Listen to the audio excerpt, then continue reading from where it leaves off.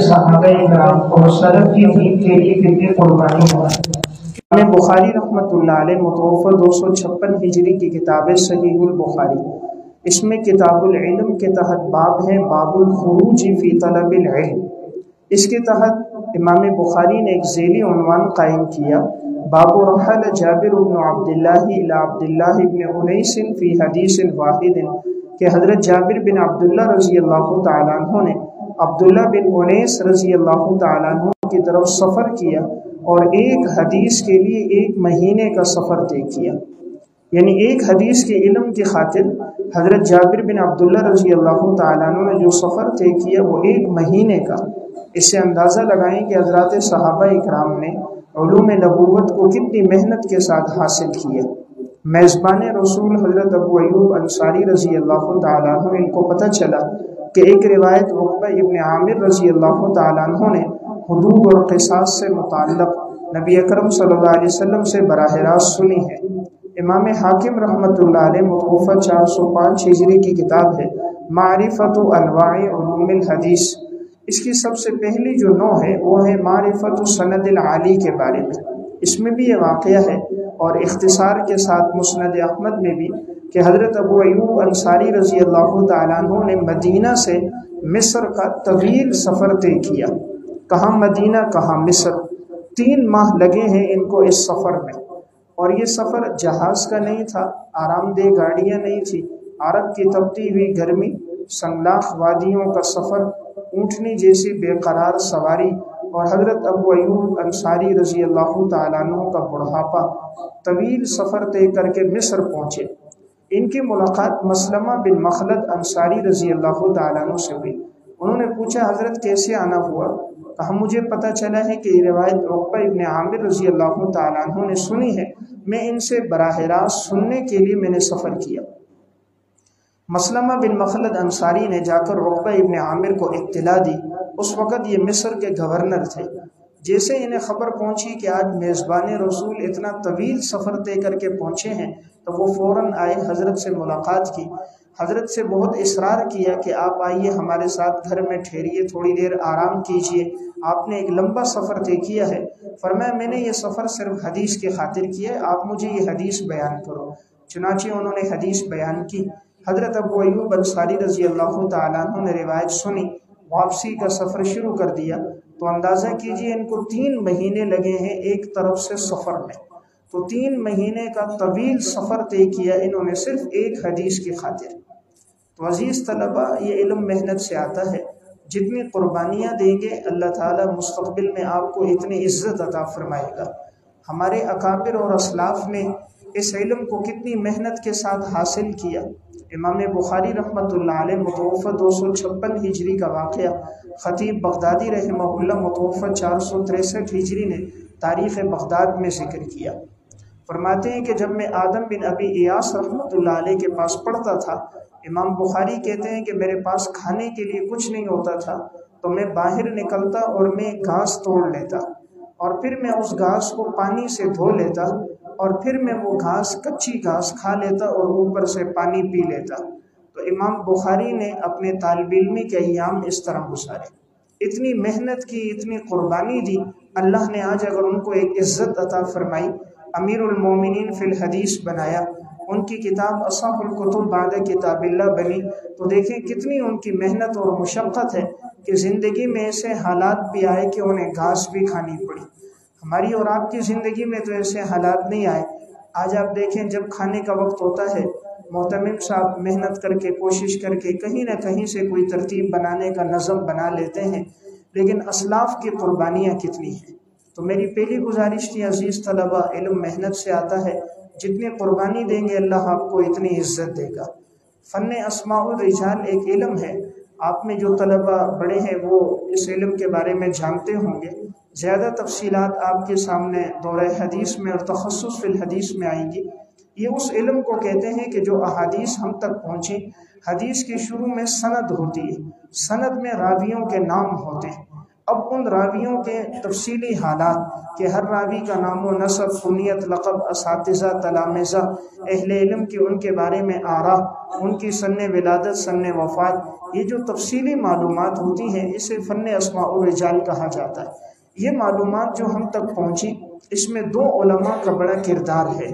ایک امام ابو حاتم رازی رحمۃ اللہ علیہ متوفہ 277 ہجری، دوسرے امام ابو زرع رازی رحمۃ اللہ علیہ متوفہ 264 ہجری۔ ان دو علماء نے اس میں بڑی قربانیاں دی ہیں۔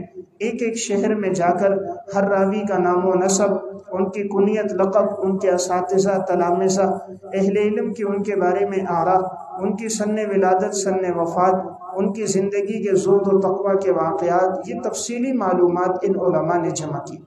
اب انہوں نے یہ معلومات اپنے بیٹے کو فراہم کی، عبد الرحمن بن ابی حاتم رازی متوفہ 327 ہجری کو۔ ان کے بیٹے کی کتاب ہے الجرح والتعدیل، جو حیدرآباد دکن سے 9 جلدوں میں طبع ہے۔ اس کتاب میں مقدمے میں انہوں نے اپنے والد کے حالات لکھے۔ اس میں لکھا کہ میرے والد ابو حاتم رازی رحمۃ اللہ علیہ علم حدیث کے سفر کے لیے جب گھر سے نکلے تھے 213 ہجری تھی، اور جب گھر واپس آئے ہیں تو اس وقت ان کو 221 ہجری ہے، یعنی ان کو اس سفر میں جو وقت لگا ہے وہ تقریباً 8 سال کا وقت لگا۔ 8 سال ان کو اس علم کے حصول میں لگے ہیں، اور امام ابو حاتم رازی 8 سال کے بعد اپنے گھر لوٹے۔ اس دوران انہوں نے کتنا پیدل سفر طے کیا؟ تو ان کے صاحبزادے عبد الرحمن بن ابی حاتم لکھتے ہیں کہ میرے والد نے 1000 فرسخ پیدل سفر کیا ہے۔ ایک فرسخ آج کے دور میں 3 میل بنتا ہے، 1000 فرسخ موجودہ دور میں 3000 میل بنتے، تو 8 سال کے عرصے میں 3000 میل کا پیدل سفر انہوں نے طے کیا۔ اس دوران زندگی میں کیسے حالات آئے تو اسی میں یہ واقعہ موجود ہے۔ فرماتے ہیں کہ ایک دن گزرا ہمیں کھانے کو کچھ نہ ملا، دوسرا دن ہو گیا، امام ابو حاتم رازی، ابو زرع رازی، یہ محدثین کی جماعت تھی، ان کو کھانے کو کچھ نہ ملا۔ تو وہاں ایک جملہ ہے قد مضى یومان ما طعمت فیہما شیئا، 2 دن گزر گئے تھے اور ہم نے کچھ بھی نہیں کھایا تھا۔ جب تیسرا دن ہوا، ابو حاتم تھے، ابو زرع رازی تھے، کہتے ہم چلتے رہے، صرف پانی پیتے تھے اور ہم چلتے تھے، یہاں تک کہ بھوک کی وجہ سے غشی طاری ہوئی اور میں گر گیا۔ آگے جا کر کہیں ابو زرع رازی بھی بے ہوش ہو گئے۔ ایک قافلہ وہاں سے گزرا، انہوں نے دیکھا، وہ سمجھے کہ شاید ان کا انتقال ہو گیا اور ان کی تجہیز و تکفین نہیں ہو سکی، تو انہوں نے پانی گرم کیا ان کو غسل دینے کے لیے۔ جیسے ابو حاتم رازی کو ایک تختے پہ ڈالا اور جیسے قمیص نکالی، پانی ڈالنے لگے تو ان کو ہوش آ گیا۔ تو کسی نے کہا لگتا ہے مردہ زندہ ہو گیا۔ انہوں نے مسکرا کر کہا میں مردہ نہیں ہوں، بھوک کی وجہ سے غشی طاری ہوئی ہے۔ میرے ساتھ میرے اور ساتھی بھی ہیں، انہیں بھی تلاش کیا، ان پر پانی ڈالا، انہیں بھی ہوش آیا۔ کہ قافلے والوں نے ہمیں ذات راہ دیا، کھانا دیا، تو ہم نے آگے کا سفر دوبارہ پھر شروع کر دیا۔ تو میرا واقعہ سنانے کا مقصد کہ دیکھیں 8 سال طویل سفر کیا، اس دوران گھر نہیں لوٹے اور 3000 میل کا پیدل سفر کیا، تب جا کر اللہ تعالیٰ نے ان لوگوں کو علوم عطا فرمائے۔ تو میری پہلی گزارش ہے عزیز طلبہ، علم محنت سے آتا ہے، جتنی محنت آپ کریں گے انشاءاللہ مستقبل میں اس کے ثمرات آپ کو حاصل ہوں گے۔ امام ذہبی رحمہ اللہ متوفہ 748 ہجری کی کتاب ہے تذکرۃ الحفاظ، اس میں انہوں نے واقعہ لکھا، سیر میں بھی واقعہ، کہ حجاج بن شاعر ثقفی رحمۃ اللہ علیہ متوفہ 259 ہجری جب علم حدیث کے سفر میں نکلے تو مہربان والدہ نے ان کو 100 روٹیاں پکا کر دے دی کہ بیٹا جہاں کہیں بھوک لگے تم ایک روٹی کھا لینا۔ اب یہ راستے میں جاتے، سفر میں علم حاصل کرتے۔ اس دور میں محدثین کے حلقے الگ الگ جگہ پہ لگتے تھے، ایک محدث کا حلقہ ایک جگہ، دوسرے کا دوسری جگہ، تیسرے کا تیسری جگہ۔ اس دور میں رہائشی مدارس نہیں تھے۔ اب یہ مختلف محدثین کے حلقوں میں جاتے اور ان سے علم حاصل کرتے، اور جب شام کو واپس آتے مسجد میں اس دور میں بجلی کا انتظام نہیں ہوتا تھا، دیے کی روشنی تھی، تو دیا جلا دیتے اور چٹائیوں پر بیٹھے ہوتے تھے، لکڑی کا قلم ہوتا تھا، اسے سیاہی میں ڈبو کر کاغذ پر، گتوں پر، ہڈیوں پر، چمڑوں پر آپ صلی اللہ علیہ وسلم کے ارشادات کو یہ محفوظ کرتے۔ اب دن بھر میں جو انہوں نے علم حاصل کیا ہوتا تو والدہ نے جو 100 روٹیاں پکا کر دی تھیں اس میں سے ایک روٹی تھیلے سے نکال دیتے مہربان والدہ نے ایک کٹورا ساتھ دیا تھا، اس میں روٹی ٹکڑے کر کے ڈال دیتے، پھر پانی ڈال دیتے تاکہ روٹی نرم ہو جائے۔ جتنی دیر میں یہ دن بھر کی حدیثوں کو محفوظ کرتے تو روٹی نرم ہو جاتی، پھر اس روٹی کو کھا لیتے، اوپر سے ایک کٹورا پانی پی لیتے۔ یہ ان کے پورے دن کی غذا تھی۔ امام حجاج بن شاعر ثقفی کی پورے دن کی غذا ایک خشک روٹی اور اس کے ساتھ ایک کٹورا پانی۔ آج تو ہمارے ناشتے میں بھی چھولے ہوتے ہیں، پائے ہوتے ہیں، انڈا آملیٹ ہوتا ہے، دوپہر کا کھانا ہو، رات کا ہو، تو ان اسلاف کی قربانیاں دیکھیں کتنی ہیں۔ ایک روٹی، ایک کٹورا پانی۔ دن گزرتے گئے، یہ علم حاصل کرتے رہے۔ جب 100واں دن آیا تو انہوں نے اپنا تھیلا کھولا تو آخری روٹی تھی۔ جب اسے نکالا اور روٹی کو ٹکڑے کیا اور کٹورے میں ڈالا، کھانے لگے تو ان کی آنکھوں میں آنسو آ گئے۔ قریب میں ایک ساتھی بیٹھے تھے، انہوں نے پوچھا حضرت کیوں رو رہے ہو؟ امام حجاج بن شاعر خاموش رہے۔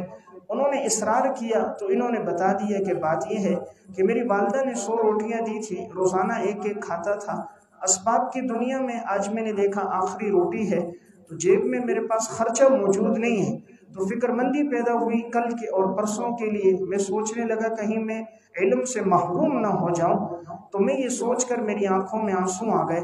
میں واقعہ پڑھ کر سوچنے لگا جو روٹی امام حجاج نے 100ویں دن کھائی ہوگی، اس روٹی پر تو 3 مہینے گزر گئے۔ جب ہر روٹی ایک ایک دن کھا رہے تو جس روٹی کا نمبر 100ویں دن آیا اس پر تو 3 مہینے گزر گئے۔ آج اگر 5 منٹ پہلے کی روٹی ہو، ہم کہتے ہیں یہ روٹی ٹھنڈی ہو گئی، اس روٹی کے کنارے جلے میں ہے، روٹی فلاں تندور کی اچھی، فلاں جگہ کا سالن اچھا، فلاں کا قورمہ اچھا، فلاں کی بریانی اچھی۔ ہماری زندگی ذائقوں میں گزر گئی، اور ان لوگوں کی قربانی دیکھیں کہ ایک ایک روٹی کھا کر ان لوگوں نے علم حاصل کیا اور آنے والی امت تک پہنچایا۔ اللہ تعالیٰ نے بھی ایسی عزت عطا فرمائی۔ آج سند حدیث کے اندر ان کا تذکرہ ہوتا ہے، حدثنا الحجاج بن شاعر الثقفی، اللہ نے حافظ الحدیث بنایا، صحیحین کا راوی بنایا، اتنا بڑا درجہ اللہ نے عطا فرمایا۔ آج بھی اسماء و رجال کی کتابوں میں ان کا تذکرہ ہے۔ بنیادی وجہ ان کی علوم نبوت کے لیے محنت اور قربانی ہے۔ تو میری پہلی گزارش تھی عزیز طلبہ، علم محنت سے آتا ہے، جتنی محنت کریں گے اللہ تعالیٰ مستقبل میں آپ کو عزت دے گا۔ امام ذہبی رحمہ اللہ نے تذکرہ میں امام محمد بن عبد الواحد اصبہانی رحمۃ اللہ علیہ متوفہ 516 ہجری کے حالات میں لکھا ہے، یہ سنت کے وہ انسان ہیں جنہوں نے علم حدیث کے لیے 120 شہروں کا سفر طے کیا، جن میں کرمان، جرجان، نیساپور، سمرقند، بیت المقدس، عراق، رملہ، فلسطین، کوفہ، بغداد، مکہ، مدینہ، ان شہروں کے سب اس نے پیدل سفر طے کیے۔ تو میں یہ پڑھ کر سوچنے لگا آج 120 شہروں کے نام پڑھ پڑھ کر ہم تھک گئے، اور یہ مرد قلندر 120 شہروں کا سفر کر کے بھی نہیں تھکا۔ آج ہم 120 شہروں کے نام نہیں پڑھ سکتے، اکتاہٹ ہو جاتی ہے، لیکن اللہ نے ان لوگوں کو کیا ایمان، کیا استقامت، دین کے لیے قربانی کا کیسا جذبہ عطا فرمایا تھا کہ ان لوگوں نے کتنی قربانیاں دی ہیں۔ تو پہلی میری گزارش ہے عزیز طلبہ، آپ کوشش کریں علم کو جتنا محنت سے حاصل کریں گے اتنے ہی اس کے اچھے ثمرات آپ کو نظر آئیں گے۔ اسلاف کی زندگیوں میں علم کے لیے کیسی قربانیاں تھیں۔ امام ذہبی رحمہ اللہ نے سیر و اعلام نبلاء میں بقی ابن مخلد اندلسی رحمۃ اللہ علیہ متوفہ 276 ہجری کے حالات میں واقعہ لکھا، یہ چلے ہیں اندلس سے، اور یہ وہاں سے چل کر آئے ہیں اور بغداد پہنچے ہیں، تقریباً ان کو 7 مہینے لگے، اور طویل سفر طے کر کے اندلس سے بغداد پہنچے۔ بغداد کی جامع مسجد میں امام یحییٰ بن معین رحمۃ اللہ علیہ حدیث کا درس دے رہے تھے، ان کے درس میں آ کر بیٹھ گئے، درس چلتا رہا، یہ سنتے رہے، درس ختم ہوا۔ انہوں نے کہا یہ بتائیے اس وقت علم حدیث کا بڑا امام کون ہے؟ انہوں نے کہا امام احمد بن حنبل ہے، اس وقت سب سے بڑے امام وہ ہیں۔ انہوں نے کہا ان سے میری ملاقات کیسے ہوگی؟ انہوں نے بتایا کہ ان پر تو پابندی ہے، ظالم بادشاہ نے پابندی لگائی ہے، امام احمد کا درس باہر نہیں ہو سکتا، اور مسئلہ خلق قرآن کے سلسلے میں 4 بادشاہوں کے دور میں امام احمد پر ظلم ہوا تھا، تو کہا اس وقت تو وہ گھر میں نظر بند ہے، ان کا درس باہر نہیں ہو سکتا۔ انہوں نے کہا مجھے ان کا گھر بتائیے۔ ایک ساتھی ان کے ساتھ گیا، بقی ابن مخلد کو گھر بتایا۔ بقی ابن مخلد نے دستک دی، امام احمد باہر آئے، فرمایا حضرت میں آپ سے علم حاصل کرنا چاہتا ہوں۔ امام احمد نے فرمایا بیٹا میں آپ کو ضرور پڑھاتا، لیکن اس ظالم بادشاہ نے پابندی لگائی ہے، میں درس دیتا ہوں تو مجھے بھی اٹھا لیتے ہیں طلبہ کو بھی، قید و بند کی صعوبتیں ہوتی ہیں، تکلیفیں ہوتی ہیں، سہتے سہتے ایک وقت گزر گیا، اب دوبارہ سہنا برداشت کرنا ذرا مشکل ہے۔ حضرت کا بڑھاپا ہو گیا تھا اور اتنا ظلم ہوتا تھا۔ علامہ ابن جوزی نے مناقب میں لکھا ہے کہ ایک ایک جلاد 10 کوڑے امام احمد کو مارتا تھا، اور ہر جلاد پوری طاقت سے کوڑے مارتا تھا۔ 10 جلاد 10 کوڑے مارے تو 100 کوڑے آپ کو لگ جاتے تھے، اور اتنے زور سے مارا جاتا تھا کہ ہاتھی کو لگے تو وہ زمین میں دھنس جائے، لیکن امام احمد کی استقامت تھی، اپنے موقف سے پیچھے نہیں ہٹے تھے۔ تو اب ان پر پابندی ہے، گھر میں محصور ہے۔ بقی ابن مخلد ان سے کہنے لگے کہ حضرت میں چاہتا ہوں میں آپ سے علم حاصل کروں۔ فرمایا بیٹا میں آپ کو پڑھاؤں لیکن پابندی ہے، آپ بتائیے کیا کروں؟ فرمایا حضرت میرے ذہن میں ایک تدبیر یہ ہے، میں بیکاری کا روپ اختیار کروں گا، فقیروں کی طرح لباس پہنوں گا، ایک ہاتھ میں عصا دوسرے ہاتھ میں کشکول ہوگا، فقیروں کی طرح میں اپنے سر پہ رومال باندھ دوں گا، اور میں اپنی آستین میں کاغذ رکھ دوں گا، آپ کے یہاں آ کر میں صدا لگاؤں گا، لوگ سمجھیں گے فقیر بھیک مانگ رہا ہے، آپ دروازے کی چوکھٹ پر آ کر مجھے چند حدیثیں بیان کر دینا۔ امام احمد نے فرمایا ٹھیک ہے۔ اب یہ بیکاری کا روپ اختیار کرتے، ایک ہاتھ میں عصا دوسرے میں کشکول، فقیروں کا لباس پہن کر آتے، تو لوگ سمجھتے کوئی بھیک مانگ رہا ہے۔ آج کے الفاظ میں کوئی ایجنسیوں والے دیکھتے، وہ کہتے کوئی بیکاری ہے، اور یہ دروازے پہ دستک دیتے، امام احمد باہر آتے، کبھی 4 5 6 حدیثیں بیان کر دیتے، راویوں سے متعلق ان کو معلومات فراہم کرتے، جب یہ آتے اور ان سب کو جمع کرتے، اس طرح صبح بھی شام بھی انہوں نے علم حدیث حاصل کیا۔ اور جب وہ پابندی ختم ہو گئی پھر امام احمد کے قریب بیٹھتے، امام احمد ان کے لیے بڑی دعائیں دیتے تھے کہ یہ وہ طالب علم ہے جس نے بیکاری کے روپ میں آ کر مجھ سے علم حاصل کیا۔ اللہ تعالیٰ نے پھر امام احمد کی دعاؤں کے طفیل اور ان کی قربانیوں کے صدقے اللہ نے ایسا علم دیا اور ایسا فیض ان کا پھیلایا۔ آج بھی اندلس کی تاریخ میں بقی ابن مخلد کا جب آپ تذکرہ پڑھو گے تو انہی کے ذریعے سے اللہ نے اندلس میں علم حدیث کو پھیلایا۔ جہاں بھی جاتے ہیں تو آخر میں مدار سند جو بنتا ہے وہ بقی ابن مخلد بنتا ہے۔ تو میری ایک گزارش تھی عزیز طلبہ، یہ علم محنت سے آتا ہے، آپ جتنی محنت کریں گے اللہ تعالیٰ آپ کو اتنا نوازیں گے۔ نمبر 2، دوسری گزارش ہے عزیز طلبہ، اپنی زندگی کا نظام الاوقات بنائیں اور اپنے وقت کو ضائع نہ کریں۔ سب سے قیمتی چیز وقت ہے، ہر چیز آپ کو دوبارہ مل جائے گی، لیکن آپ کی زندگی کا یہ جو طالب علمی کا دور ہے، آپ کے پڑھنے کا زمانہ، آپ کے بننے کا زمانہ، یہ وقت آپ کو نہیں ملے گا۔ آپ کوشش کریں اپنے ایک لمحے کو بھی ضائع نہ کریں، آپ وقت کی قدر کریں، آنے والے زمانے کے لوگ آپ کی قدر کریں گے۔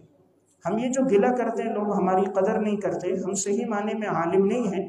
جس دن صحیح معنی میں عالم ہوں گے، ہماری زندگیوں میں زہد و تقوی، اخلاص و للہیت ہوگی، ہمارے مطالعے میں وسعت ہوگی، ہمارے علم میں رسوخ ہوگا، اللہ کے سامنے رونا ہوگا، دین کی محبت ہوگی، امت کے لیے خیر خواہی کا جذبہ ہوگا، تو جو اللہ نے عزت اکابر کو دی تھی وہ عزت اللہ ہمیں بھی دے گا۔ تو میری دوسری گزارش، وقت ضائع نہ کریں۔ حضرات اسلاف نے ایسی زندگی گزاری، انہوں نے اپنے وقت کو اپنی ضرورتوں میں نہیں لگایا، مقصد پہ لگایا۔ کھانا پینا ضرورت ہے، شریعت کی اجازت ہے کہ انسان کھائے پیے آرام کرے، لیکن وہ لوگ چاہتے تھے کہ ہماری یہ ضرورتیں ہمارے مقصد پہ قربان ہوں۔ مقصد کیا تھا؟ دین کا علم حاصل کر کے آگے اس کو پھیلانا۔ ان لوگوں نے اپنی ضرورتوں کو اپنے مقصد پہ لگایا۔ امام ذہبی رحمہ اللہ نے سیر و اعلام نبلاء میں امام عبید بن عیش رحمۃ اللہ علیہ متوفی 229 ہجری کے حالات میں لکھا، یہ سمت کے وہ انسان ہیں، یہ فرماتے اقمت 30 سنۃ ما اکلت بیدی وکانت اختی تلقمنی وانا اکتب، میری زندگی کے 30 سال گزر گئے، میں نے اپنے ہاتھ سے کھانا نہیں کھایا، میری ہمشیرہ لقمہ بنا بنا کے میرے منہ میں ڈال دیتی ہے اور میں اس دوران بھی لکھتا ہوں۔ زندگی کے 30 سال گزر گئے، امام عبید بن عیش کہتے میں نے اپنے ہاتھ سے کھانا نہیں کھایا اور میری ہمشیرہ لقمہ بنا بنا کے میرے منہ میں ڈال دیتی ہیں اور میں اس دوران بھی لکھتا ہوں۔ جس دن ان کی ہمشیرہ بیمار ہوتی، کسی کام میں مصروف ہوتی یا اپنا کھانا ترک کر دیتے کہ کھانے میں وقت لگے گا، قضائے حاجت کے لیے جائیں وقت لگے گا، کھانے کے بعد غنودگی، سستی، کاہلی، غفلت ہوگی، امراض، بیماریاں ہوں گی، کیوں نہ میرا یہ وقت حدیث میں لگ جائے، تو 30 سال تک اپنے ہاتھ سے کھانا نہ کھایا۔ جو کبھی ہمشیرہ نے کھلا دیا نہ کھلایا تو حدیث پہ وقت لگایا۔ اللہ نے بھی پھر ایسی عزت دی۔ اللہ تعالیٰ بڑا قدردان ہے۔ اللہ کی 2 صفتیں ہیں قرآن میں عموماً ایک ساتھ آتی ہیں، وَكَانَ اللَّهُ شَاكِرًا عَلِيمًا، اللہ بڑا قدردان ہے، جاننے والا ہے۔ جو جتنی قربانی دیتا پھر اللہ اتنی عزت دیتا ہے۔ آج اللہ نے پھر ایسی عزت دی، اللہ نے صحیحین کا راوی بنایا، اللہ نے حافظ الحدیث بنایا، امت میں ایک مقام انہیں عطا فرمایا۔ پیچھے ان کی قربانیاں، تو پیچھے ان کی زندگی کا نظام الاوقات ہے۔ تو دوسری میری گزارش ہے عزیز طلبہ، اپنے وقت کو ضائع نہ کریں، وقت کو قیمتی بنائیں۔ حضرات اسلاف میں ایسے لوگ بھی گزرے جو گھر سے مسجد تک، مسجد سے مدرسے تک، بازار تک آنا ہوتا ان کے ہاتھ میں کتاب ہوتی تھی، مطالعہ کرتے تھے کہ یہ وقت بھی ہمارا ضائع نہ ہو۔ وقت کو قیمتی بنانے کے لیے راہ چلتے بھی ہاتھ میں کتاب تھی۔ امام ذہبی نے تذکرۃ الحفاظ میں خطیب بغدادی رحمہ اللہ متوفہ 463 ہجری کے حالات میں لکھا، کان الخطیب یمشی وفی یدی جزء یطالعہ، خطیب راستے میں چلتا ہوا جاتا تھا، کوئی نہ کوئی کتاب اس کے ہاتھ میں ہوتی اور مطالعہ کرتا تھا، مطالعہ کرتے ہوئے راستے پہ چلتا تھا۔ اللہ نے پھر ایسا نوازا، آج ان کی تاریخ بغداد 13 جلدوں میں، الجامع لاخلاق راوی و آداب السامع 2 جلدوں میں، الکفایہ فی علم روایہ 2 جلدوں میں، الرحلہ فی طلب الحدیث، شرف اصحاب الحدیث، موضع اوہام الجمع والتفریق، شاید کوئی عنوان ہو کہ خطیب نے اس پہ نہ لکھا ہو۔ تو اتنا بڑا کام کر کے کیسے گئے؟ نظام الاوقات تھا، انہوں نے اپنے وقت کو ضائع نہیں کیا۔ تو میری دوسری گزارش ہے، ہماری کوشش ہو ہمارا وقت ضائع نہ ہو۔ حضرات اسلاف میں ایسے لوگ بھی آئے کہ جنہوں نے اپنی زندگی کا طویل عرصہ صرف اس میں گزار دیا کہ ستو پانی میں گھول کر پی لیے اور دین کا بہت بڑا کام کر کے چلے گئے۔ علامہ ابن رجب حنبلی متوفہ 795 ہجری کی کتاب ہے ذیل طبقات الحنابلہ، اس میں انہوں نے امام ابن عقیل حنبلی رحمہ اللہ متوفہ 513 ہجری ان کے حالات میں واقعہ لکھا۔ یہ سمت کے وہ انسان ہیں جنہوں نے الفنون نامی کتاب لکھی ہے۔ ابن رجب نے لکھا ہوا 800 مجلدۃ، 800 جلدوں پر یہ کتاب مشتمل ہے، 800 جلدوں پہ۔ ان کی عمر 80 سال سے زائد تھی۔ شاگرد پوچھنے لگا حضرت علم کا کیسا شوق ہے؟ فرمانے لگے بیٹا جو 20 سال کی عمر میں تھا آج 80 سال ہو گئی، الحمدللہ علم کا وہ شوق آج بھی زندگی میں موجود ہے۔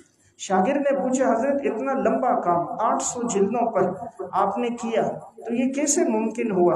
اس عمر کے اندر تو بڑا مشکل ہے، آپ نے کیسے اتنا بڑا کام کر دیا؟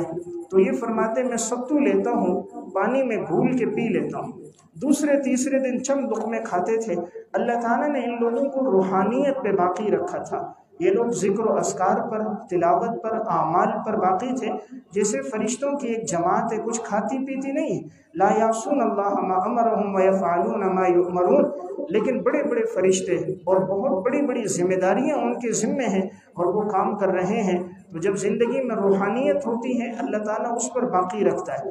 ایک تو ہم کھا رہے ہیں یہ غذا ہے اور ایک روحانیت کی غذا ہے۔ تو یہ اسلاف کی زندگی میں اللہ سے تعلق تھا، اللہ نے وقت میں برکت ڈالی، تو اپنے وقت کو بچانے کے لیے انہوں نے ستو پانی میں گھول کر پی کہ تاکہ میرا وقت بچ جائے، اور اتنا لمبا کام 800 جلدوں میں کر کے گئے۔ ابن رجب حنبلی نے ان کے حالات میں ایک جملہ لکھا ہے، فرمایا کانا ابن عقیل لا یضیع ساعۃ من عمرہ، ابن عقیل نے اپنی زندگی کا ایک لمحہ ضائع نہیں کیا، ایک لمحہ ضائع نہیں کیا، تب اللہ نے اتنا بڑا کام لیا۔ تو میری دوسری گزارش ہے، ہم دین کے لیے جتنی قربانی دیں گے، اپنی زندگی کا نظام الاوقات بنائیں گے، اپنے وقت کو ضائع نہیں کریں گے، اتنا اللہ ہمیں عزت دے گا۔ تیسری گزارش ہے، عزیز طلبہ اپنی زندگی میں کثرت مطالعہ لے کر آئے۔ آپ میں سے بہت سے طلبہ ہیں جو بڑے درجات کے ہیں، انہیں چاہیے جب بھی ٹائم ملے مطالعہ کرتے رہیں۔ اگلے سبق کا رات کو مطالعہ کریں، جب سبق پڑھ لیں حاشیہ پڑھیں، عربی شروحات پڑھیں، تفسیر میں جو رکوع پڑھیں اس کی مناسبت سے صفت و تفاسیر پڑھیں، تفسیر مدارک پڑھیں، قرطبی کا مطالعہ کریں، ہدایہ پڑھ رہے ہیں حاشیہ پڑھیں، علامہ عینی کی بنایہ مطالعہ کریں، ابن حمام کی فتح القدیر پڑھیں، کوئی نہ کوئی کتاب آپ کے مطالعے میں ہو تاکہ آپ کا علم بڑھتا رہے۔ اصل جو وقت ہے یہ طالب علمی کا دور ہے، اس میں آپ نے جتنا مطالعہ کر دیا، جتنی محنت کر دی، زندگی بھر اس کے ثمرات آپ پاؤ گے۔ ہمارے اکابر نے طالب علمی کے دور میں زیادہ مطالعہ کیا۔ علامہ ابن جوزی رحمۃ اللہ علیہ متوفی 597 ہجری، ان کی کتاب سعید الخاطر، اس میں لکھتے ہیں انی طالعت 20,000 مجلدۃ فی طلب العلم، میں نے طالب علمی کے زمانے میں 20,000 جلدوں کا مطالعہ کیا۔ 20,000۔ آج انسانی عقل دنگ رہ جاتی ہے کہ انہوں نے کیسے اس طرح مطالعہ کیا۔ آج جو لذت ہمیں ٹچ موبائل کے چلانے میں آ رہی ہے، جو وقت آج موبائل کی اسکرین پہ گزر رہا ہے، ان لوگوں کو اس سے کئی گنا زیادہ لذت اوراق کے پلٹنے اور مطالعہ کرنے میں آتی تھی۔ لذات الافکار خیر من لذات الابکار، اللہ نے فکر و مطالعے میں وہ لذت رکھی ہے جو باقرہ لڑکیوں میں بھی اللہ نے لذت نہیں رکھی۔ فکر اور مطالعے میں، عمق میں اللہ نے ایسی لذت رکھی۔ تو اس لیے اگر ہم بلندی چاہیں، من طلب العلا سحر اللیالی، جو بلندیاں چاہتا ہے وہ راتوں کو جاگتا ہے، جو بلندیاں چاہتا ہے وہ راتوں کو جاگتا ہے۔ علم میں عزت ہی عزت ہے، لیکن حاصل بڑی ذلتوں اور مشقتوں سے ہوتا ہے۔ العلم فیہ عز لا ذل فیہ ولکن یحصل بالذل لا عز فیہ، علم میں عزت ہی عزت ہے، ذلت کوئی نہیں، لیکن حاصل بڑی مشقتوں اور تکلیفوں سے ہوتا ہے۔ حصول علم کے بعد اللہ عزت دیتا ہے۔ تو میں عرض کر رہا تھا، تیسری گزارش، جو وقت ملے اس کو مطالعے میں لگائے۔ اساتذہ کے مشورے کے ساتھ ساتھ سیرت پر، حدیث پر، تاریخ پر، رجال پر، تفسیر پر کوئی نہ کوئی کتاب آپ کے مطالعے میں ہونی چاہیے، تاکہ طالب علمی کے دور سے ہی آپ کو مطالعے کے ساتھ شناسائی ہو جائے، تعلق پیدا ہو جائے۔ ماضی قریب میں امام العصر علامہ انور شاہ کشمیری رحمۃ اللہ علیہ متوفی 1352 ہجری، اللہ تعالیٰ نے شاہ صاحب کو ایک مقام عطا فرمایا۔ آج اگر بخاری کا درس ہو، ترمذی کا درس ہو، حدیث کی مباحث ہو، جب تک شاہ صاحب کے افادات بیان نہ ہو، درس کی تکمیل نہیں ہوتی۔ شاہ صاحب کے علوم سے درس مکمل ہوتے ہیں، درس کے تمام گوشے کھل کر سامنے آتے ہیں۔ شاہ صاحب کو اللہ نے یہ مقام کیسے دیا؟ حضرت شاہ صاحب کے بیٹے ہیں مولانا انظر شاہ کشمیری، ان کی کتاب نقش دوام، اس میں عنوان ہے علمی انہماک۔ اس عنوان کے تحت لکھا، حضرت شاہ صاحب رحمہ اللہ مسجد آ رہے تھے، راستے میں ان کے شاگرد مولا فخر الحسن صاحب فتح الباری پڑھ رہے تھے۔ شاگرد نے استاذ کو دیکھا، دوڑتے ہوئے آئے، ملاقات ہوئی، مصافحہ ہوا۔ شاہ صاحب نے پوچھا، بیٹا کتنا پڑھتے ہو؟ کہا حضرت کبھی 15 صفحے، 20 صفحے، 25 صفحے۔ حضرت شاہ صاحب مسکرا گئے، فرمایا میں نے طالب علمی کے دور میں فتح الباری کی 14 جلدوں کا 20 دنوں میں مطالعہ کیا، مقدمے فہرست کے ساتھ 14 جلدیں، 14 جلدوں کا 20 دنوں میں، ایک ایک جلد اس وقت 550، 500، 600 صفحات میں، تو 20 دنوں میں فتح الباری کی 14 جلدوں کا میں نے مطالعہ کیا۔ دوبارہ مراجعت کی ضرورت پیش نہیں آئی، تم میرے کسی حوالے کی مراجعت کرو گے تو تفاوت بہت کم پاؤ گے۔ تو اندازہ کیجئے یہ طالب علمی کے دور کا مطالعہ ہے کہ اللہ نے حضرت شاہ صاحب کو یہ عزت دی، تو کثرت مطالعہ پیچھے تھا۔ علامہ محمد یوسف بنوری رحمۃ اللہ علیہ کی کتاب نفحۃ العنبر فی حیات شیخ الانور، اس میں لکھتے ہیں کہ شاہ صاحب سے میں نے پوچھا آپ کتنا مطالعہ کرتے ہیں؟ فرمایا الحمدللہ یومیہ 200 صفحات کا مطالعہ کرتا ہوں، 200 صفحات۔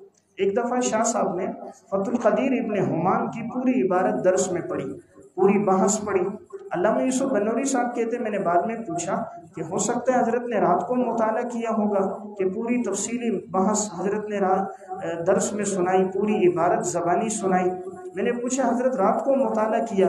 شاہ صاحب مسکرا گئے، فرمایا رات کو نہیں، آج سے 26 سال پہلے میں ڈھابیل گیا تھا، ایک دعوت تھی، مجھے وہاں ٹھہرنا پڑا، اس دوران میں نے یہ مباحث مطالعہ کی ہیں، آج ضرورت پیش آئی درس میں بیان کرنے کی تو میں نے بیان کر دیا، یہ 26 سال پہلے کا مطالعہ۔ تو عزیز طلبہ، اللہ نے جن کو عزت دی کثرت مطالعے سے عزت دی۔ تو میری پہلی گزارش تھی علم کو محنت سے حاصل کریں، دوسری گزارش تھی زندگی کا نظام الاوقات بنا کر لمحات زندگی کی قدردانی کریں اور اپنے وقت کو ضائع نہ کریں، تیسری میری گزارش تھی جو وقت ملے اس وقت میں مطالعہ کریں، کثرت مطالعہ زندگی میں لے کر آئیں۔ نمبر 4، چوتھی گزارش ہے عزیز طلبہ علم کو تقوی کے ساتھ حاصل کریں۔ جتنا زندگی میں تقوی ہوگا، گناہوں سے بچیں گے، نظر کی حفاظت کریں گے، فرائض کی پابندی کریں گے، تلاوت کا اہتمام کریں گے، اللہ تعالیٰ اتنا آپ کو علم عطا فرمائے گا۔ ایک بات یاد رکھیں، یہ دنیا کا علم نہیں ہے، دنیا کا جو علم ہے، ایک آدمی ڈاکٹر بنتا ہے، انجینئر بنتا ہے، مکینک بنتا ہے، کھلاڑی بنتا ہے، کسی بھی فن میں جا رہا ہے، اللہ نہ کرے اگر اس کی زندگی میں گناہ ہے تو وہ دنیا کا فن ہے، دنیا کا ہنر ہے، اس میں چل جائے گا۔ لیکن یہ جو نبوت کا علم ہے، قرآن اور حدیث کا علم، اگر انسان کی زندگی میں گناہ آ جائیں تو انسان یہ سب بھول جاتا ہے۔ علم کے لیے سب سے بڑی آفت نسیان ہے، نسیان کا سبب معصیت ہے، گناہ ہے۔ گناہ سے انسان علم بھولتا ہے، سب سے پہلے انسان قرآن بھول جاتا ہے، پھر انسان حدیث بھول جاتا ہے۔ اس لیے حدیث میں آتا ہے، نبی اکرم صلی اللہ علیہ وسلم نے فرمایا، تعاہد القرآن فوالذی نفسی بیدہ لہو اشد تفصیا من الابل فی عقولها۔ اس ذات کی قسم جس کے قبض قدرت میں محمد کی جان ہے، قرآن اتنی تیزی سے سینے سے نکل جاتا ہے جتنی تیزی سے اونٹ ریگستان میں رسی سے نکل کے بھاگ جاتا ہے۔ اس لیے کوشش ہو گناہ سے بچے۔ اللہ نے علم کو تقوی سے جوڑا ہے، واتقوا اللہ ویعلمکم اللہ۔ اگر تمہاری زندگیوں میں تقوی ہوگا، اللہ تمہیں علم عطا فرمائے گا۔ دیکھیں، اللہ نے تقوی کے ساتھ علم جوڑا۔ انبیاء علیہ السلام کو علوم اللہ نے عطا فرمائے، اسلاف امت کو، صحابہ کو، سلف کو علوم اللہ نے عطا فرمائے۔ ان لوگوں نے کوئی اتنا مطالعہ نہیں کیا۔ آپ دیکھیں، امام ابو حنیفہ رحمہ اللہ 80 ہجری میں پیدا ہوئے، 150 ہجری میں انتقال ہوا۔ امام صاحب کے دور میں اتنی کتابیں نہیں تھیں، نہ صرف کی، نہ منطق کی، نہ معانی، نہ بیان، نہ بدیع، نہ اصول تفسیر، نہ اصول حدیث۔ یہ ساری کتابیں تو بعد میں لکھی گئیں۔ اس دور میں علم جو تھا وہ سینہ در سینہ منتقل ہو رہا تھا، تفسیر کا علم، حدیث کا علم، حدیث کی کتابیں بھی بعد میں لکھی گئیں۔ میں بتانا یہ چاہ رہا ہوں کہ اللہ نے امام صاحب کو جو علم عطا فرمایا کہ آج پورا بر صغیر گویا امام ابو حنیفہ کی تقلید کر رہا ہے اور امام ابو حنیفہ کے اجتہادات پہ چل رہا ہے۔ پیچھے وجہ کیا تھی؟ اکثر عشاء کے وضو سے فجر کی نماز، ساری رات اللہ کے سامنے رونا اور مانگنا، ایک رکعت میں قرآن کریم کی تلاوت تھی کہ اللہ نے آپ کو نوازا تھا۔ امام صاحب رحمۃ اللہ علیہ کا تقوی کتنا ہے! اس امت میں 4 آدمی گزرے جنہوں نے 1 رکعت میں قرآن پڑھا۔ 2 صحابہ میں حضرت عثمان بن عفان، حضرت تمیم داری، 2 تابعین میں سعید بن جبیر، امام اعظم ابو حنیفہ رحمۃ اللہ علیہ۔ امام صاحب کا تعلق مع اللہ ایسا ہے، وفیات الاعیان میں، عقود الجمان میں واقع ہے۔ یزید بن کمیت کہتے میں امام صاحب کے ساتھ کھڑا تھا نماز میں۔ امام صاحب جو مسجد کے امام تھے، انہوں نے سورہ زلزال پڑھی۔ جب یہ 2 آیتیں پڑھی گئیں، فَمَن يَعْمَلْ مِثْقَالَ ذَرَّةٍ خَيْرًا يَرَهُ وَمَن يَعْمَلْ مِثْقَالَ ذَرَّةٍ شَرًّا يَرَهُ۔ جو رائی کے دانے کے برابر اچھا عمل کرے اس کا بھی بدلہ پائے گا، جو رائی کے دانے کے برابر برا عمل کرے اس کا بھی بدلہ پائے گا۔ کہا جب یہ 2 آیتیں تلاوت ہوئی، امام ابو حنیفہ کی آنکھوں سے آنسو بہہ رہے تھے۔ کہا نماز ختم ہو گئی، امام صاحب ایک کونے میں کھڑے ہو گئے اور آپ نے 2 رکعت نماز کی نیت باندھی، قرآن کریم کی تلاوت کرتے تھے اور آپ روتے تھے۔ انسان کا دل جتنا گناہوں سے پاک ہوتا ہے، اتنا قرآن کی تلاوت کے وقت اس کی آنکھیں اشکبار ہوتی ہیں۔ آج جو معاذ اللہ تلاوت کو دل نہیں کر رہا، گھنٹوں وقت موبائل میں گپ شپ میں گزر رہے ہیں، تلاوت کا وقت کے وقت انسان کی طلب نہیں ہو رہی، لگن نہیں ہے، جستجو نہیں ہے۔ بنیادی وجہ انسان کا دل گناہوں سے آلودہ ہے۔ حضرت عثمان بن عفان رضی اللہ تعالیٰ عنہ فرماتے تھے، لو ان قلوبنا طہرت ما شبعت من کلام ربنا۔ اگر ہمارے دل پاک ہو جائیں، کبھی قرآن کی تلاوت سے سیر نہیں ہوں گے۔ خود رسول اللہ صلی اللہ علیہ وسلم کی حالت یہ تھی، صحیح مسلم میں ہے، عبداللہ ابن مسعود رضی اللہ تعالیٰ عنہ فرماتے، میں نے تلاوت شروع کی اور جب میں اس آیت پہ پہنچا، فَكَيْفَ إِذَا جِئْنَا مِن كُلِّ أُمَّةٍ بِشَهِيدٍ وَجِئْنَا بِكَ عَلَىٰ هَٰؤُلَاءِ شَهِيدًا۔ میں نے سر اٹھا کر دیکھا تو رسول اللہ صلی اللہ علیہ وسلم کی آنکھوں سے آنسو بہہ رہے تھے۔ حضرت ابو بکر صدیق جب قرآن پڑھتے تھے، صحیح بخاری کی روایت ہے، کان ابو بکر رجلا بکاء لا یملک دمعه حین یقرأ القرآن۔ صدیق اکبر جب قرآن پڑھتے تھے اتنا روتے تھے، اپنے آنسوؤں کو کنٹرول نہیں کر سکتے تھے۔ حضرت عمر رضی اللہ تعالیٰ عنہ فجر کی نماز پڑھا رہے، جب اس آیت پر پہنچے، وَبْيَضَّتْ عَيْنَاهُ مِنَ الْحُزْنِ فَهُوَ قَصِيمٌ، سائب بن یزید کہتے میں آخری صف میں تھا اور حضرت عمر کے رونے کی آواز میں آخری صف میں سن رہا تھا۔ تو میں ایک بات عرض کر رہا ہوں عزیز طلبہ، یہ علم تقوی سے آتا ہے۔ اللہ نہ کرے اگر زندگی میں گناہ ہے تو یہ علم سینے میں باقی نہیں رہے گا۔ پڑھ تو لیں گے، ہم عالم تو بن جائیں گے، لیکن ہمارا علم نافع نہیں ہوگا، ہمارے علم سے امت کو فائدہ نہیں پہنچے گا، ہمارے علوم میں برکت نہیں ہوگی، لوگوں کے دلوں میں محبوبیت مقبولیت نہیں ہوگی۔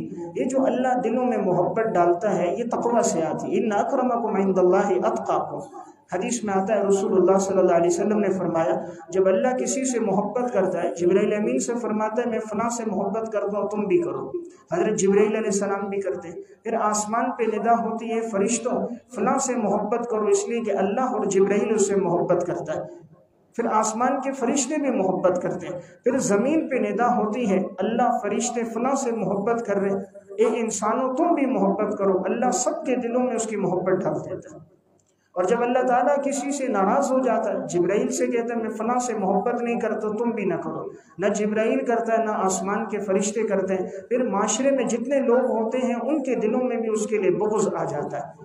یہ جو محبت ہے یہ ہماری گاڑی سے نہیں ہے، ہمارے موبائل سے نہیں ہے، ہماری دولت منصب پیسے سے نہیں، ہمارے تعلق مع اللہ سے۔ جتنا تعلق مع اللہ ہوگا اگلے دن سے اس میں عزت میں اضافہ ہوگا۔ اس لیے میں نے ایک گزارش آپ سے چوتھی یہ کی عزیز طلبہ، کوشش کریں طالب علمی کے دور میں آپ موبائل استعمال نہ کریں، موبائل سے اپنے آپ کو بچائیں، جتنا بچیں گے آپ کا حافظہ تیز ہوگا۔ آج یہ حافظے کیوں کمزور ہیں؟ ہمارے علماء کے طلباء کے جتنے بھی ہیں حافظوں کی کمزوری کی بنیادی وجہ گناہ ہے۔ ہمارے اسلاف نے طاقتور غذائیں زیادہ نہیں کھائیں، نہ انہوں نے پستے کھائے، نہ بادام کھائے، نہ خشک میوہ جات کھائے۔ اس دور میں ان کی اتنی وسعت اور گنجائش بھی نہیں تھی، اور نہ یہ چیزیں اتنی بآسانی دستیاب تھی۔ میں نے واقعات جیسے عرض کیے، یا آپ تذکرۃ الحفاظ یہ سیر میں پڑھیں گے اور رحلہ میں پڑھیں گے، ان لوگوں کو تو کھانے کو کچھ نہیں ملتا تھا، فاقوں میں زندگی گزرتی تھی، لیکن کسی محدث کو 2 لاکھ حدیثیں یاد ہے، کسی کو 3 لاکھ حدیثیں یاد ہے، کسی کو 5 لاکھ حدیثیں یاد ہے۔ پیچھے وجہ تھی تقوی۔ تو حافظہ تیز ہوتا ہے تقوی سے، جتنا گناہ سے بچیں گے اللہ حافظہ تیز کرے گا۔ امام مالک کی ایک نصیحت میں عرض کر رہا ہوں، ہم میں سے ہر ایک آدمی اس کو اپنے دل کی تختی پہ لکھ لے۔ یہ ایک جملہ ہے امام مالک کا۔ امام مالک بہت بڑے امام ہیں، امام دار الہجرہ، مدینہ میں انتقال ہوا ہے، جنت البقیع میں جن کی تدفین ہوئی ہے، موطا مالک جن کی کتاب ہے۔ جب انہوں نے امام شافعی کی ذہانت کا اندازہ کیا تھا، امام شافعی مکہ سے چلے ہیں مدینہ علم حاصل کرنے، 16 دن میں پہنچے تھے، راستے میں 16 قرآن ان کے پورے ہو گئے تھے۔ بچپن میں یتیم ہو گئے، کاغذ قلم خریدنے کی سخت نہیں تھی، جب درس میں آئے ہیں تو تنکا لے کر لحاف لگا کر حدیثوں کو لکھتے تھے۔ امام مالک سمجھے کہیں بچے کی توجہ نہیں ہے، میں حدیث پڑھا رہا ہوں یہ تنکے سے کھیل رہا ہے۔ درس ختم ہوا، امام مالک نے بلایا، فرمایا بیٹا میں حدیث پڑھاتا ہوں تم کھیل رہے ہو، آئندہ درس میں نہیں آنا۔ امام شافعی رحمہ اللہ کی آنکھوں سے آنسو بہنے لگ گئے۔ اس دور کے طلباء اپنی غلطیوں کی تعویل نہیں کرتے تھے، ان کی آنکھوں سے بہنے والے آنسو ان کے ضمیر کا اظہار کر دیتے تھے۔ امام مالک سمجھ گئے کوئی بات ہے کہ بچہ رو رہا ہے۔ فرمایا بیٹا کیوں رو رہے ہو؟ فرمایا حضرت بچپن میں یتیم ہو گیا، کاغذ قلم خریدنے کی سخت نہیں ہے، والدہ نے کرائی کی سواری پر بھیجا ہے، لیکن میری ساری توجہ آپ کی طرف تھی، میں یہ نقوش اپنی ہتھیلی پہ لکھتا تھا تاکہ احادیث مجھے یاد ہو جائیں، تو آپ نے جتنی حدیثیں بیان کی ہیں میں آپ کو سنا دوں؟ حضرت نے فرمایا سنا دو۔ جتنی حدیثیں سنی تھی سند کے ساتھ سب کی سب زبانی سنا دی۔ میری اور آپ کی تو زندگی گزر گئی، ہمیں کوئی ایک حدیث سند کے ساتھ یاد نہیں ہے، انہوں نے جتنی سنی ہے سب یاد ہو گئی۔ امام مالک نے جب ذہانت دیکھی ایک جملہ کہا، یہ بڑا فصیح جملہ ہے جو مناقب الشافعی بیہقی میں، توالی و تأسیس میں حافظ نے اور ابن قیم نے الداء والدواء میں لکھا۔ ایک جملہ فرمایا، یا بنی انی ارا قد القى فی قلبک نورا فلا تطفئه بظلمۃ المعصیہ۔ پیارے بیٹے اللہ نے آپ کے دل میں علم کا نور ڈالا ہے، اسے گناہوں کی ظلمت کے ساتھ مٹانا نہیں۔ یا بنی انی ارا قد القى فی قلبک نورا، پیارے بیٹے اللہ نے آپ کے دل میں علم کا نور ڈالا ہے، فلا تطفئه بظلمۃ المعصیہ، گناہوں کی ظلمت کے ساتھ علم کے نور کو مٹانا نہیں۔ امام شافعی کہتے ہیں میں زندگی بھر گناہ سے یوں بچتا تھا جیسے کوئی زہر سے بچتا۔ اللہ کی نافرمانی تو زہر ہے، تھوڑی بھی نقصان دیتی ہے زیادہ بھی نقصان دیتی ہے۔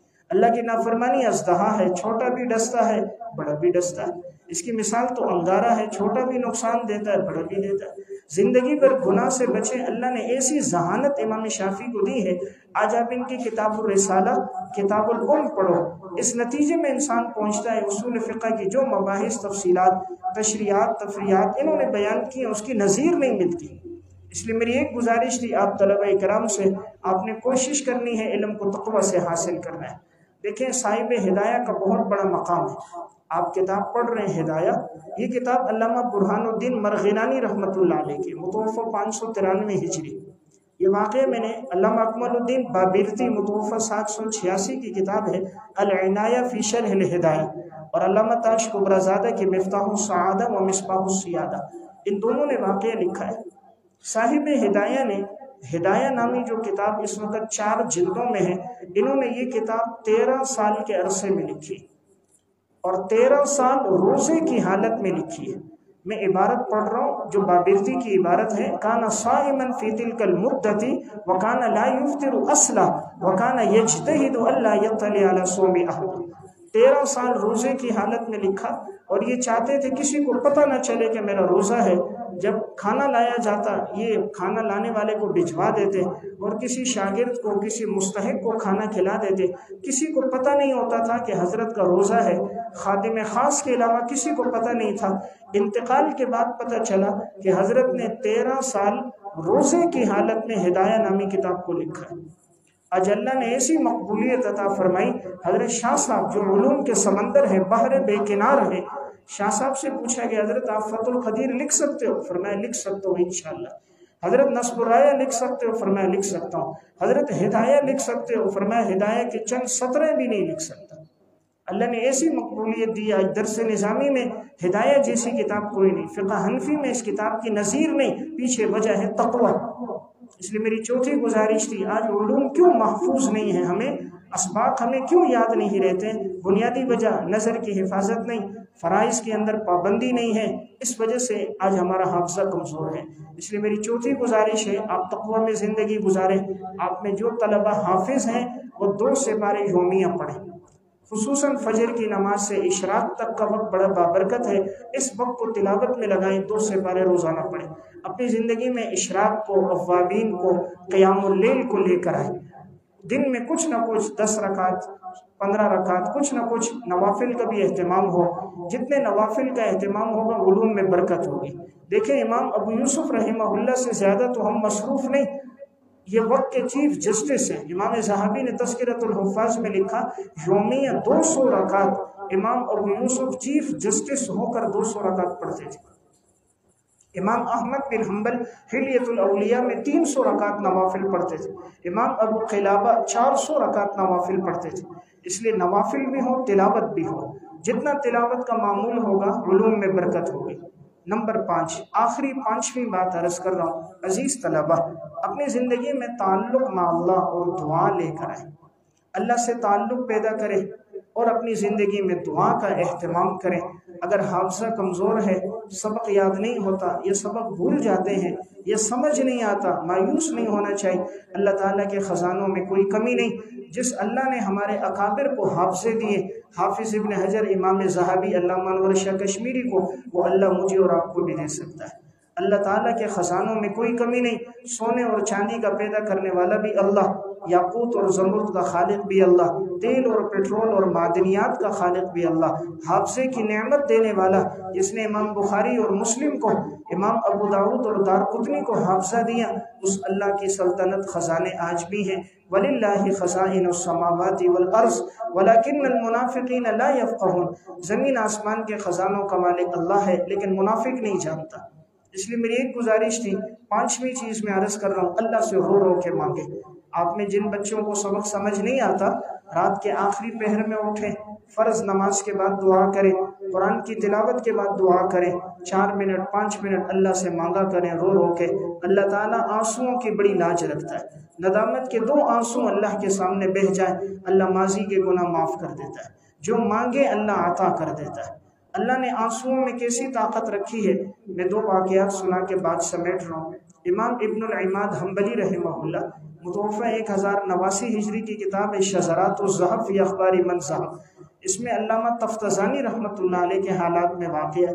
یہ بڑے کنذہن تھے، سبق سمجھ نہیں آتا تھا. استاد سبق پڑھاتا، علامہ تفتزانی کو سمجھ نہ آتا، تکرار کرتے پھر بھی یاد نہ رہتا، لیکن کہتے میں محنت کرتا رہا، میں اللہ سے دعا کرتا رہا. ایک دن خواب دیکھتے ہیں، خواب میں ایک ساتھی ان سے کہتا ہے آؤ ذرا باہر چکر لگاتے. یہ ان سے کہتے ہیں مجھے سبق یاد نہیں ہے، اگر میں باہر گھوموں گا پھروں گا پھر تو اور یاد نہیں ہوگا، تو میں اپنا وقت ضائع نہیں کرتا، میں اپنا سبق یاد کر رہا ہوں۔ تھوڑی دیر کے بعد پھر ساتھی خواب میں کہتا ہے چلو چکر لگاتے ہیں، بس کرو، یہ کہتا ہے نہیں مجھے سبق یاد نہیں۔ پھر تیسری دفعہ وہ آ کر کہتا ہے کہ تمہیں نبی اکرم صلی اللہ علیہ وسلم بلا رہے ہیں۔ علامہ تفتزانی کہتے ہیں میں خواب میں دیکھتا ہوں، میں کتاب بند کی، میں دوڑتا ہوا آیا، میں باہر نکلا تو دیکھا کہ ایک چمن تھا، خوبصورت باغ، اور ایک خوبصورت درخت ہے، اور اس کے نیچے رسول اللہ صلی اللہ علیہ وسلم تشریف فرمائے۔ آپ صلی اللہ علیہ وسلم نے پوچھا تفتزانی ہم بلاتے تو نہیں آتا؟ فرمایا یا رسول اللہ مجھے نہیں پتا تھا کہ آپ بلا رہے ہیں۔ فرمایا کیوں تاخیر ہوئی؟ کہا یا رسول اللہ مجھے سبق یاد نہیں ہوتا، میں بڑی محنت کرتا ہوں، کوشش کرتا ہوں، لیکن میرا حافظہ کمزور ہے، آپ دعا فرمائیے مجھے سبق یاد ہو جائے۔ آپ صلی اللہ علیہ وسلم نے فرمایا افتح فما کا، منہ کھولو۔ کہتے میں نے خواب میں منہ کھولا تو آپ صلی اللہ علیہ وسلم نے اپنا لعاب دہن میرے منہ میں ڈال دیا، جیسے ڈالا تو میری آنکھ کھل گئی۔ اب اگلے دن جب استاد سبق پڑھا رہا ہے، علامہ تفتزانی اشکال کرتے ہیں، استاد جواب دیتا ہے، پھر سوال کرتے ہیں، جواب دیتا ہے، پھر سوال کرتے ہیں۔ استاد سمجھ گیا اللہ نے ایک دم ذہانت میں اتنا اضافہ کیسے ہو گیا، کل تک جو طالب علم سبق نہیں سمجھتا تھا آج سبق آگے چلنے نہیں دے رہا، بار بار پر اشکال ہو رہے ہیں اور سبق کی گہرائی تک پہنچ رہا ہے۔ درس کے بعد استاذ نے قریب بلایا، علامہ تفتزانی سے پوچھا ماشاءاللہ اللہ نے آپ کی ذہانت میں اتنا اضافہ کر دیا، اصل بات کیا ہے؟ علامہ تفتزانی نے پورا واقعہ سنایا اور رسول اللہ صلی اللہ علیہ وسلم کے لعاب دہن کا تذکرہ کیا۔ اللہ نے پھر ان کو ایسے علوم عطا فرمائے، آج درس نظامی میں جن کی کتابیں سب سے زیادہ شامل ہیں وہ علامہ تفتزانی۔ کل تک جو طالب علم سبق نہیں سمجھتا تھا آج اس کی لکھی ہوئی کتابیں علماء کو سمجھ نہیں آتی۔ آج آپ ان کی شرح مقاصد پڑھیں، مطول پڑھیں، تنویر پڑھیں، شرح عقائد پڑھیں، مختصر المعانی پڑھیں، ایسی فنی اور دقیق کتابیں لکھی ہیں کہ اس کو سمجھنے کے لیے بڑی فہم و فراست اور ذہانت کی ضرورت ہے۔ پیچھے وجہ کیا تھی؟ دعا۔ تو میں نے 5ویں گزارش آپ طلبہ کے سامنے دعا کی رکھی ہے، اس لیے آپ کوشش کریں، آپ میں جن بچوں کو سبق یاد نہیں ہوتا اللہ سے دعا کیا کریں۔ آپ میں بہت سے بچے چھوٹے ہیں، نابالغ ہیں، معصوم ہیں، ایسے بچوں کی اللہ تو دعائیں اور زیادہ سنتا ہے۔ جب زندگی میں گناہ نہیں ہوتے پھر انسان اللہ سے مانگے تو وہ دعا زیادہ قبول ہوتی ہے۔ میں دوسرا اور آخری واقعہ عرض کر رہا ہوں کہ جب انسان آنسو بہائے تو اللہ کی مدد کیسے آتی ہے۔ حافظ ابن حجر عسقلانی نے تہذیب التہذیب میں امام یعقوب بن سفیان رحمۃ اللہ علیہ کے حالات میں واقعہ لکھا۔ یہ ایک بڑے محدث گزرے، فرماتے ہیں ایک دفعہ علم حدیث کے سفر میں تھا۔ اس دور میں چونکہ میں نے عرض کیا کہ رہائشی مدرسے نہیں تھے، طلبہ اکرام مختلف طلب محدثین کے درس میں جاتے اور علم حاصل کرتے اور پھر شام کو آ کر ان احادیث کو محفوظ کرتے تھے۔ امام یعقوب بن سفیان دن بھر میں حدیث کے درس میں جاتے، علوم حاصل کرتے، جب شام کو مسجد آتے جو دن بھر کی حدیثیں تھیں ان کو نوٹ کرتے۔ تو اس دور میں بجلی کا انتظام تو تھا نہیں، دیے کی روشنی ہوتی تھی، لکڑی کے قلم تھے، سیاہی میں ڈبو ڈبو کر گتوں پر، ہڈیوں پہ، چمڑوں پر، کاغذوں پہ لکھتے تھے۔ اب امام یعقوب بن سفیان کے پاس جو چراغ تھا اس میں تیل بہت کم تھا اور ان کی اتنی وسعت اور گنجائش نہیں تھی کہ یہ تیل ڈال سکیں، تو اب جو چراغ کی روشنی بہت ہلکی ہلکی تھی، باقی پوری مسجد میں اندھیرا تھا۔ اب یہ جب احادیث کو لکھ رہے تھے تو یہ آنکھوں پہ زور ڈال کے لکھتے تھے کہ کوئی جملہ حدیث کا مجھ سے چھوٹ نہ جائے، تو آنکھوں پہ زور ڈال ڈال کے لکھ رہے ہیں کہ آپ علیہ الصلوۃ والسلام کا کوئی جملہ، کوئی ارشاد، کوئی لفظ مجھ سے چھوٹے نہیں۔ تو آنکھوں پہ زور پڑا تو اچانک آنکھوں میں پانی اتر آیا اور ان کی آنکھوں کی بینائی چلی گئی۔ اب رات کا اندھیرا اور ہیں بھی مسافر، ہیں بھی طالب علم، جیب میں خرچہ بھی کوئی نہیں، گھر بار سے بھی دور، مسجد میں اکیلے حدیثیں لکھ رہے ہیں، تو سوچنے لگے کہ اب تو اگر اس طرح میں نابینا رہا پھر تو حدیث کا علم حاصل کرنا بڑا مشکل ہوگا، اس لیے کہ سفر کرنا ہوگا، حدیثیں لکھنی ہوں گی، پڑھنی ہوں گی، تو بینائی تو بڑی اہم چیز ہے، اس کے بغیر حصول علم میں بڑی دشواریاں ہوتی ہیں، مشکلات پیش آتی ہیں۔ تو اب انہوں نے فوراً 2 رکعت نماز پڑھی۔ حضرات سلف پہ کوئی پریشانی آتی تھی رجوع اللہ کرتے تھے، ہمارے اوپر حالات آتے ہیں ہم عاملوں کی طرف، ڈاکٹروں کی طرف، طبیبوں کی طرف رجوع کرتے ہیں، اللہ کی طرف رجوع نہیں ہوتا۔ سلف کی عادت تھی سب سے پہلے رجوع اللہ، انہوں نے 2 رکعت نماز پڑھی، وہی مسجد میں کھڑے ہیں، سجدے میں گئے، اللہ کے سامنے روئے کہ یا اللہ میری آنکھوں کی بینائی چلی گئی، میں تو کہیں حدیث کے علم سے محروم نہ ہو جاؤں، نابینا ہوں گا تو علم حاصل کرنا مشکل ہوگا۔ مولا کریم تو ہر چیز پر قادر ہے، میری بینائی کو لوٹا دو۔ اللہ کے سامنے روئے خواب میں۔ اب حافظ لکھتے ہیں کہ اچانک ان کو غنود کی آ گئی، تو انہوں نے نماز پوری کی اور کروٹ پر سو گئے۔ جیسے سوئے تو خواب میں رسول اللہ صلی اللہ علیہ وسلم کی زیارت ہوئی۔ آپ صلی اللہ علیہ وسلم نے فرمایا یعقوب کیا ہوا؟ فرمایا یا رسول اللہ میری آنکھوں کی بینائی چلی گئی، مجھے اب نظر نہیں آ رہا، آپ دعا فرمائیے اللہ میری بینائی کو لوٹا دے۔ اللہ تعالیٰ نے تو رسول اللہ صلی اللہ علیہ وسلم کو ہزاروں معجزات عطا فرمائے تھے۔ آپ صلی اللہ علیہ وسلم نے فرمایا میرے قریب ہو جاؤ۔ حافظ جیسا آدمی یہ واقعہ لکھ رہا ہے، فرمایا جیسے قریب ہوئے تو رسول اللہ صلی اللہ علیہ وسلم نے اپنا دست مبارک میرے چہرے پر میری آنکھوں پہ پھیرا، جیسے پھیرا میری آنکھ کھل گئی، اللہ نے میری بینائی کو لوٹا دیا۔ تو دیکھیں دعا میں کیسی طاقت ہے، ادھر آنسو بہے، ادھر خواب میں حضور کی زیارت بھی ہو گئی، اللہ نے بینائی بھی لوٹا دی۔ اس لیے میں نے آپ کے سامنے 5ویں گزارش رکھی، دعا کا اہتمام۔ بس یہ 5 باتیں اگر آپ کی اور میری زندگی میں آ گئی، ہمارے جو علم کا مقصد ہے انشاءاللہ وہ بھی حاصل ہوگا، علم میں پختگی اور رسوخ بھی ہوگا۔ تو سب سے پہلی گزارش تھی، پوری گفتگو کا خلاصہ ہے، سب سے پہلی گزارش تھی علم کو محنت سے حاصل کریں۔ نمبر 2 زندگی کا نظام الاوقات بنائیں، اپنے کسی لمحے کو ضائع نہ کریں۔ نمبر 3 کثرت مطالعہ زندگی میں لے کر آئیں، چلتے پھرتے اٹھتے بیٹھتے جو وقت ملے اس میں مطالعہ کریں۔ نمبر 4 علم کو تقویٰ کے ساتھ حاصل کریں۔ نمبر 5 اپنی زندگی میں تعلق مع اللہ اور دعا کا اہتمام کریں۔ انشاءاللہ اگر یہ 5 گزارشات ہوئیں، امید ہے کہ اللہ تعالیٰ آپ تمام حضرات کو علم نافع عطا فرمائے گا اور آپ کے علوم کا فیض انشاءاللہ دنیا میں پھیلے گا۔ اللہ ہم سب کو عمل کی توفیق عطا فرمائے۔ وآخر دعوانا ان الحمدللہ رب العالمین۔